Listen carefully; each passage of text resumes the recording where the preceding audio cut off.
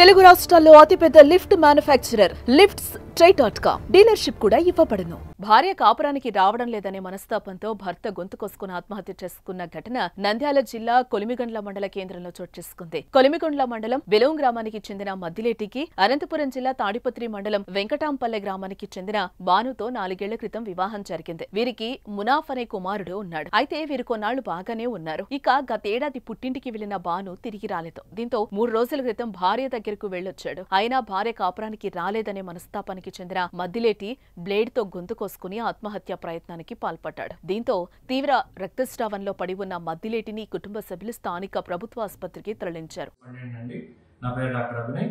ఈ రోజు సాయంత్రం 7:30కు ఆ ప్రాంతంలో మద్దిలేటి అనే వ్యక్తి మా దగ్గరికి రావడం జరిగింది.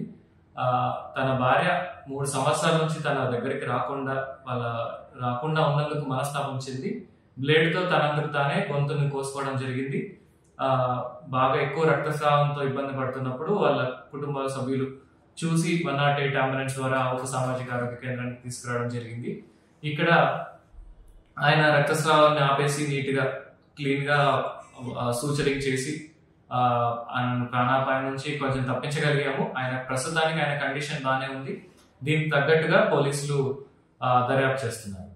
అయితే ప్రస్తుతం మద్దిలేటికి ఎలాంటి ప్రాణాపాయం లేదని డాక్టర్ అభినయ్ తెలిపారు. మరోపక్క కేసు నమోదు చేసుకున్న పోలీసులు దర్యాప్తు చేస్తున్నారు.